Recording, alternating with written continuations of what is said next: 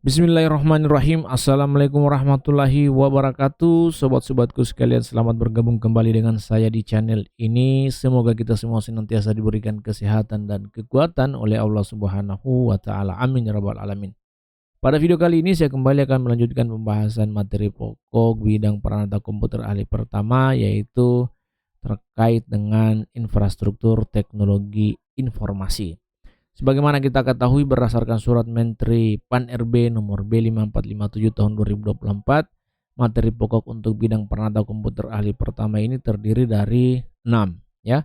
Pertama IT Enterprise, kedua manajemen layanan TI, ketiga pengelolaan data, keempat manajemen risiko TI, kelima infrastruktur TI yang akan kita bahas dalam video ini, dan yang keenam sistem informasi dan multimedia. Oke, selanjutnya kita akan coba lihat beberapa poin yang harus teman-teman pahami tentunya terkait dengan infrastruktur TI ini. Ya, pertama, pengertian infrastruktur teknologi informasi. Jadi ini harus teman-teman pahami apa itu infrastruktur teknologi informasi. Banyak sekali definisi terkait dengan infrastruktur teknologi informasi. Salah satunya di sini menurut ITIL V3 misalnya, ya.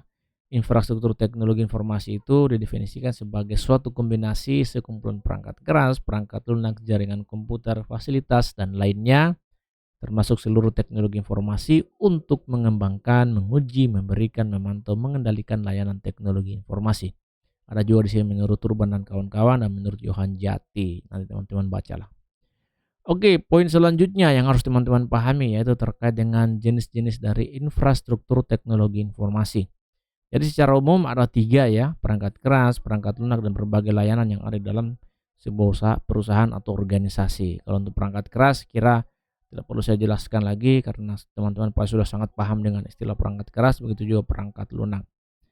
Oke, selanjutnya poin ketiga yang harus teman-teman pahami yaitu terkait dengan layanan infrastruktur teknologi informasi. Jadi layanan infrastruktur teknologi informasi ini banyak sekali teman-teman, ya. Ada layanan platform komputasi, layanan telekomunikasi, layanan pengelolaan data, layanan perangkat lunak aplikasi, layanan manajemen fasilitas fisik, layanan manajemen teknologi informasi, layanan standar teknologi informasi, layanan pendidikan teknologi informasi, layanan penelitian dan pengembangan teknologi informasi.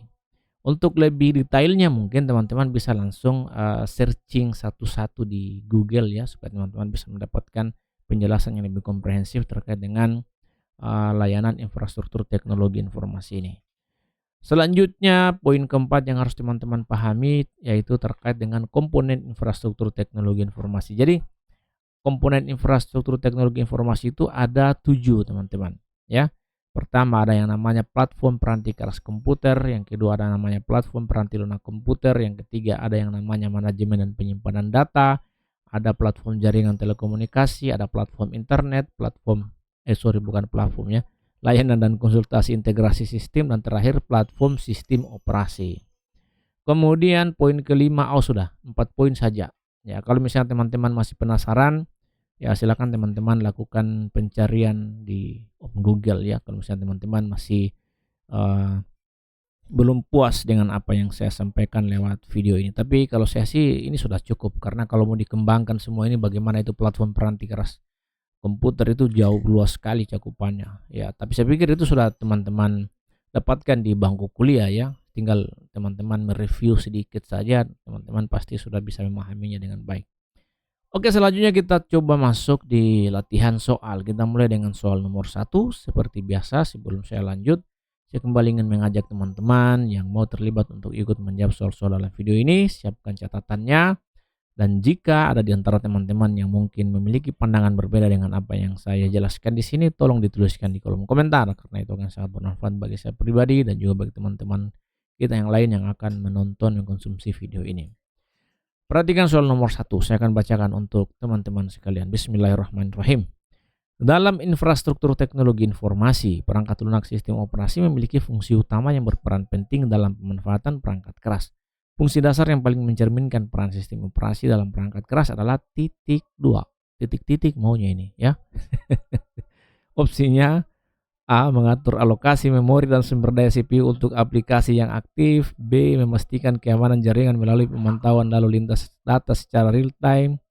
C. Menyimpan data pengguna di dalam di dalam partisi khusus untuk menghindari pencurian data.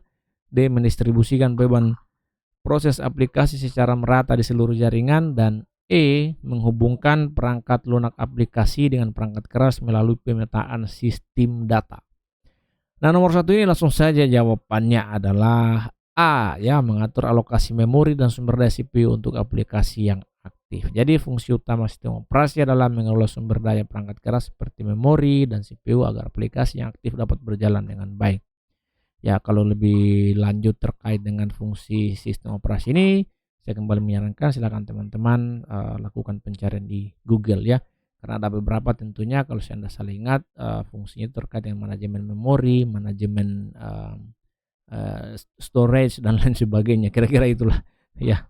Oke, saya sudah lupa-lupa juga. Selanjutnya soal nomor 2. Perhatikan, pusat data atau data center memiliki berbagai keunggulan bagi perusahaan yang mengelola infrastruktur TI secara besar-besaran. Keuntungan utama dari memiliki pusat data yang terpusat adalah titik 2. Opsinya A. Memudahkan akses pengguna terhadap aplikasi berbasis cloud secara langsung dari perangkat masing-masing. B. Memusatkan perangkat keras dan perangkat lunak perusahaan dalam satu lokasi untuk efisiensi kontrol dan pemeliharaan. C. Mengurangi biaya operasi dengan mendistribusikan data ke beberapa perangkat di berbagai lokasi. D. Memungkinkan penggunaan lebih sedikit sumber daya dan pendinginan di fasilitas perusahaan. Dan E. Memfasilitasi penerapan perangkat keamanan tambahan untuk perlindungan data terdistribusi. Nah, kira-kira mana yang benar ini teman-teman untuk soal nomor 2? Kalau saya di sini jawabannya adalah B, ya, yaitu memusatkan perangkat keras dan perangkat lunak perusahaan.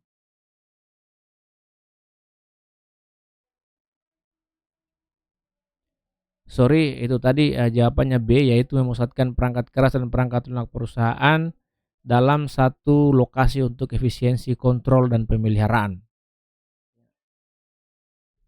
Oke, selanjutnya kita lihat soal nomor 3, ya. Lanjut. Seorang manajer teknologi informasi di sebuah perusahaan besar ingin meningkatkan keamanan data pada infrastruktur jaringannya. Ya, perhatikan terkait infrastruktur jaringan, ya.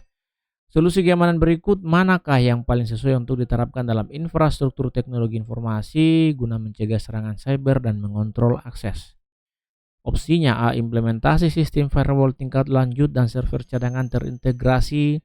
B. Menggunakan network access control dan menerapkan enkripsi data end-to-end. C. Mengaktifkan koneksi VPN dan pengaturan server di lokasi berbeda. D. Menggunakan autentikasi multifaktor serta virtualisasi perangkat keras. Dan E. Mengaktifkan load balancer untuk distribusi beban dan stabilitas jaringan.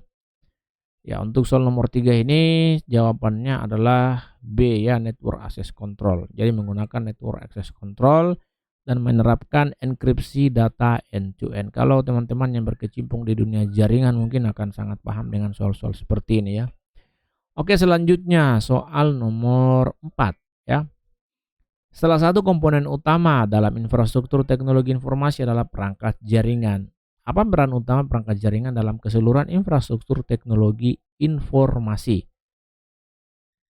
Kita coba lihat opsinya. A. Mengelola dan mengarahkan lalu lintas data antar perangkat untuk memastikan konektivitas yang andal.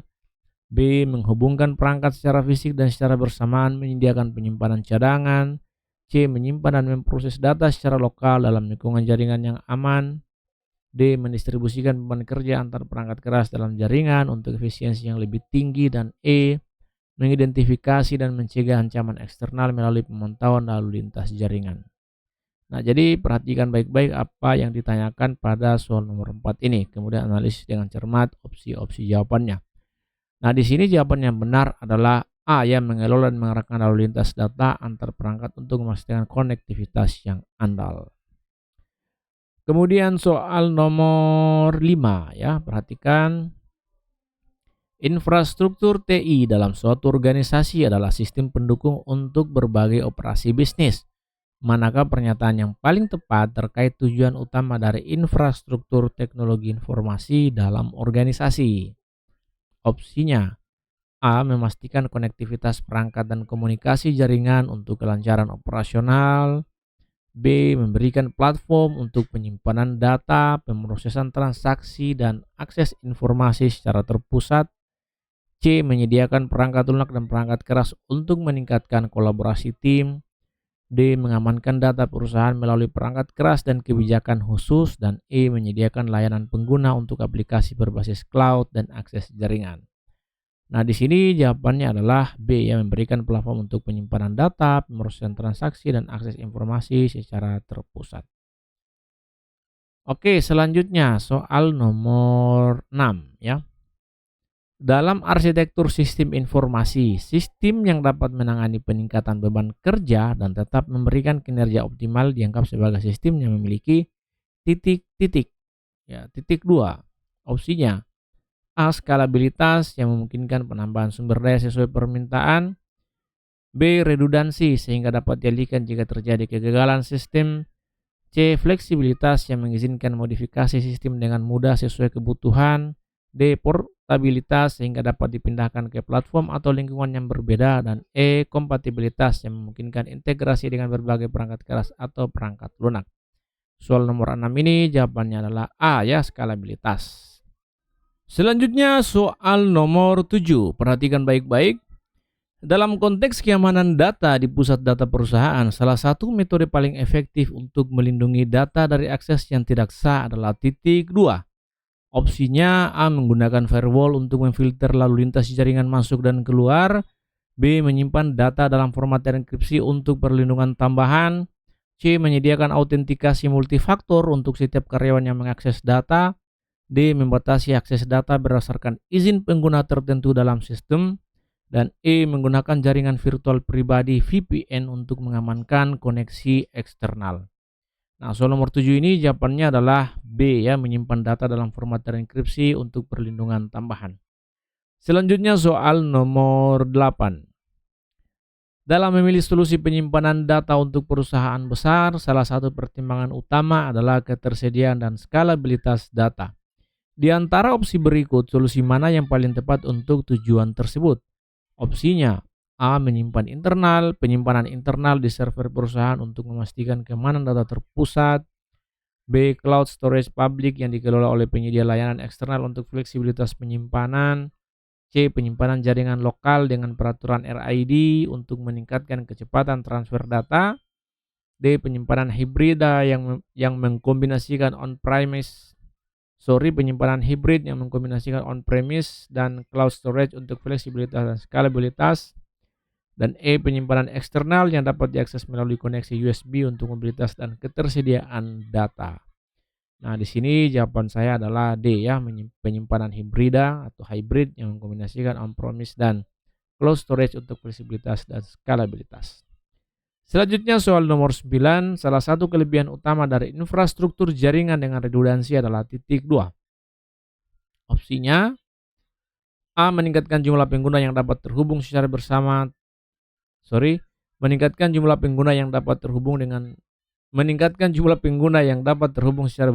tanpa menambah perangkat keras tambahan. B. Menyediakan metode untuk pemulihan otomatis apabila terjadi kegagalan di salah satu perangkat jaringan atau koneksi. C. Mengoptimalkan penggunaan perangkat keras dengan mengalokasikan beban kerja ke perangkat yang lebih cepat. D. Menurunkan kebutuhan bandwidth dengan mengurangi jumlah transfer data melalui pengelolaan lalu lintas. Dan E. Memisahkan jaringan publik dan privat untuk meningkatkan keamanan dari potensi ancaman eksternal. Soal nomor 9 ini jawabannya adalah B ya, menyediakan metode untuk pemulihan otomatis apabila terjadi kegagalan di salah satu perangkat jaringan atau koneksi. Soal selanjutnya, soal terakhir atau soal nomor 10. Perhatikan, dalam arsitektur infrastruktur teknologi informasi, penggunaan model cloud computing seperti IaaS, infrastruktur as a service, memungkinkan organisasi untuk titik 2. Opsinya A. Menggunakan perangkat keras dan perangkat lunak yang dimiliki sepenuhnya oleh perusahaan tanpa ketergantungan pada penyedia layanan eksternal. B. Menyewa infrastruktur fisik yang dapat disesuaikan dengan kebutuhan kapasitas data tanpa perlu mengelola perangkat keras. C. Menggunakan layanan infrastruktur dan perangkat lunak pihak ketiga dengan sistem kepemilikan bersama untuk mengurangi biaya. D. Mengembangkan perangkat lunak aplikasi secara internal dengan mendukung perangkat keras yang dikelola secara terpusat. Dan E. Mengalihkan seluruh sistem dan penyimpanan data perusahaan ke server virtual yang berada di lokasi fisik perusahaan. Nah, nomor 10 ini jawabannya tentu saja adalah B ya. Jadi IaaS itu adalah model layanan cloud yang menyediakan infrastruktur TI kepada pelanggan seperti server virtual dan penyimpanan tanpa perlu mengelola perangkat keras secara fisik. Oke, saya kira itu saja yang bisa saya jelaskan pada video yang lumayan singkat ini. Mudah-mudahan bermanfaat bagi teman-teman sekalian. Pada akhirnya setiap langkah menuju tujuan adalah langkah menuju kemenangan. Akhir kata saya ingin mengucapkan wabillahi taufiq wal hidayah. Wassalamualaikum warahmatullahi wabarakatuh. Salam dari saya dosen swasta dan terima kasih.